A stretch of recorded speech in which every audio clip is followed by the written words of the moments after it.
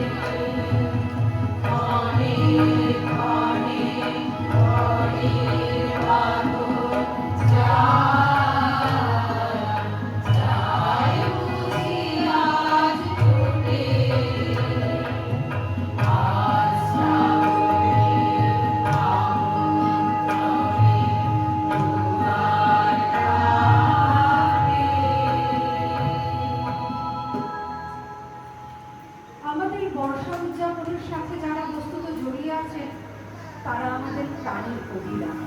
তাদের গানে বর্ষা কখনো তরঙ্গায়িত, আবার কখনো নিবিড় স্নিগ্ধ। রৌদ্র তপ্ত দিন ধূসর মেঘের আস্তরণে ধীরে ধীরে ডুবে যাওয়া একটা অপূর্ব মুন্সিয়ানা আছে। সেই মুন্সিয়ানার জাদুকাঠি প্রকৃতির কলমে হলেও আমাদের মনের ওপর ছায়ার চাদর বিছিয়ে দেয়। বর্ষার তরঙ্গায়িত রূপের কথা যত বলা যায় ততই কম। স্নিগ্ধ ছায়াময়ী চারিদিক যখন কোনো আশার অপরাহ্নে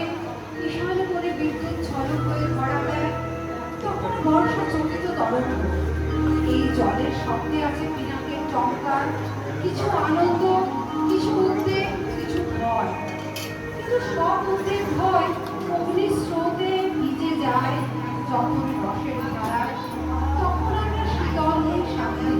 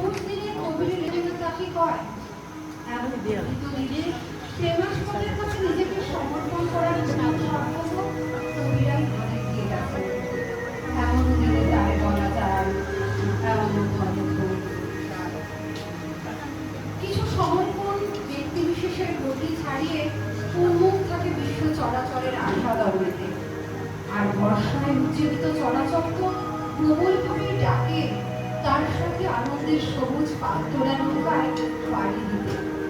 এই পাড়ি দেওয়া তো আসলে প্রকৃতির সাথে একাত্মতা। এই বর্ষায় কবির আরেকটি সত্তা আমাদের মনে উঠে যায়। তখন তিনি যেন পূর্ণ রাধা। এই রাধা সত্য কিশোরী, মোহময়ী, প্রেমিক দর্শন নৌকার যাত্রা খানিক রোমাঞ্চকর, খানিক ভয়ার্থক। বর্ষা যখন শ্রাবণের দোল গড়ায়, তখন সে মধ্য যৌবনা।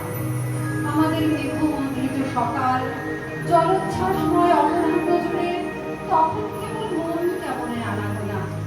এই মন কেমনকে যেন ধরা ছোঁয়া যায় না। কোনো এক অজানা মেঘদূত আকাশ থেকে আমাদের চেতনায় উঠে দেয়। আমরা ক্ষণিকের জন্য হলেও বাঁধন ধরা করি।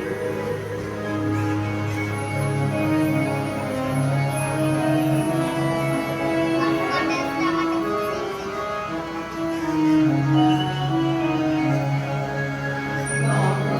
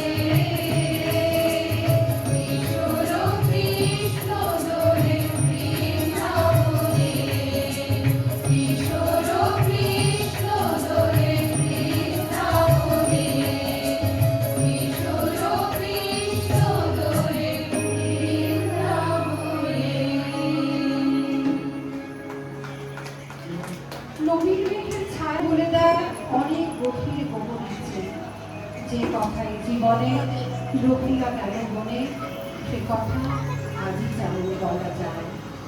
সেই না বলা সব কথা কবির হৃদয়ে তোলা দেয়।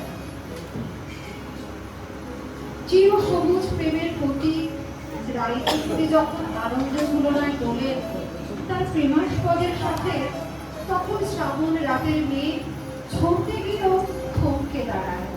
সখীদের চোখ রাধা কৃষ্ণের অপার প্রেমে ডুবে থাকে।